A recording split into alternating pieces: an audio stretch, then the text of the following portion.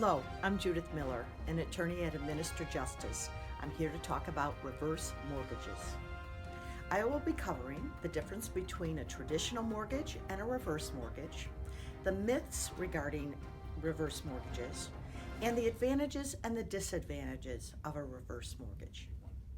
First, a look at the difference between a reverse mortgage and a traditional mortgage. Traditional mortgage is a forward mortgage used to buy a home over time.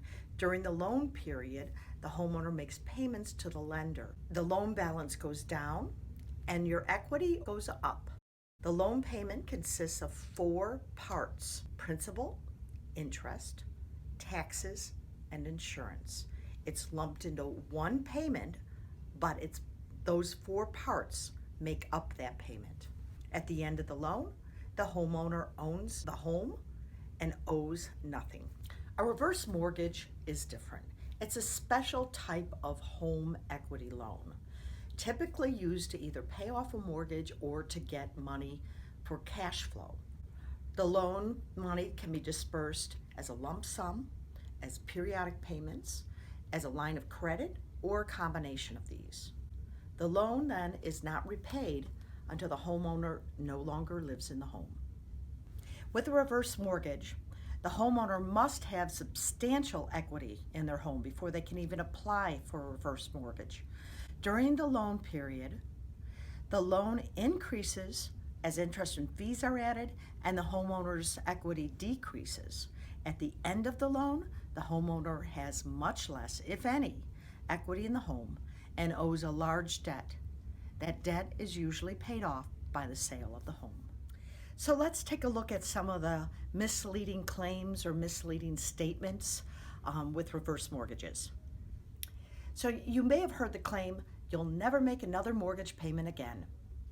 That's very misleading because if you remember, in a traditional mortgage, there's principal, interest, taxes, and insurance. It's true in a reverse mortgage that you don't pay principal or interest, but you still will have to pay property taxes and insurance. Another claim you may have heard is it will not affect your Social Security benefits. This is misleading because government benefits that are based on your income level may actually be affected. For instance, Medicare and Medicaid, and certain type of Social Security benefits. Another one is it's tax-free cash. This is really just a sales pitch. The IRS never considers a loan taxable income, and a reverse mortgage is a loan. So of course it's tax-free. Another claim, you still own your home. Technically true, but you also have all the responsibilities of home ownership. You have to maintain it. You have to pay the property taxes. You have to put insurance on it. And if you don't, you will lose your home. So now let's take a look at the advantages and the disadvantages of a reverse mortgage. First, the advantages. It may allow you to age in place, meaning you can stay in your home. It can also provide cash on hand for your bills.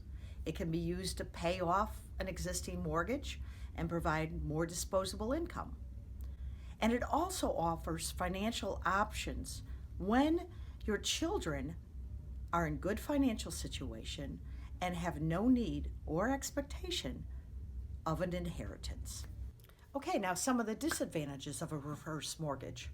A reverse mortgage is a loan, at the end of which the lender will own your home. Now, a reverse mortgage can be an expensive way to borrow money, and it's financially complex. It also can limit your options for the future. A reverse mortgage, remember, also can be foreclosed on. Some borrowers can and do lose their homes. Okay, a borrower can lose their home if they fail to pay their property taxes, if they don't provide hazard insurance, and if they don't keep their property in good repair. They can also lose the home if they rent the property out, or if they take out additional debt and pledge the property as collateral. Okay, and so finally, let's look at the alternatives to a reverse mortgage. First, you could sell your home, downsize, and use the proceeds to get the surplus cash that you need. You could also tap into your savings, your IRA, or your 401k. You could also take out a conventional home improvement loan, a home equity loan, for repairs, for instance. These may involve a second mortgage on your property, but with much lower costs than a reverse mortgage. You could also look into a deferred payment loans offered in Illinois to help pay property taxes. These programs are often offered to those who are over 65 years old and have incomes less than $55,000 a year. I hope you've learned something about reverse mortgages. Please think twice before considering a reverse mortgage. And if you have any questions, please call Administered Justice at the number below. Have a blessed day.